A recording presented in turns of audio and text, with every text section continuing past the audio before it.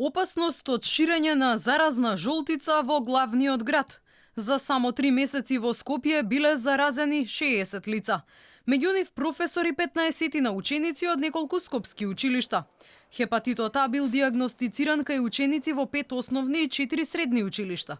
Заразените ученици биле ослободени од настава до целосно излекување на болеста, велат од Центарот за јавно здравје.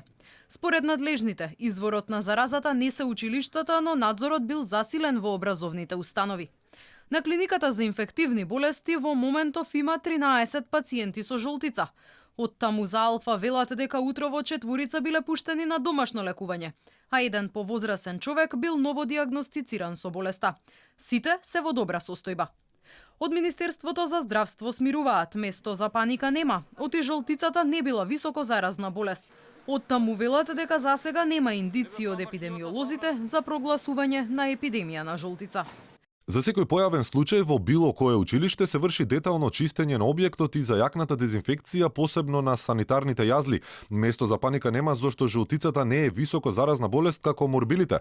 Болеста била регистрирана во повеќето скопски општини. На врвот е Сарај со 14 заразени. 9 мина заразени биле од Ѓурче Петров, 8 мина од Газибаба, а 7 мина од аеродром. Хепатит А е болест на нечисти раце, велат лекарите, а најдобра превенција за спречување на заразата според нив е редовната, лична и колективна хигиена.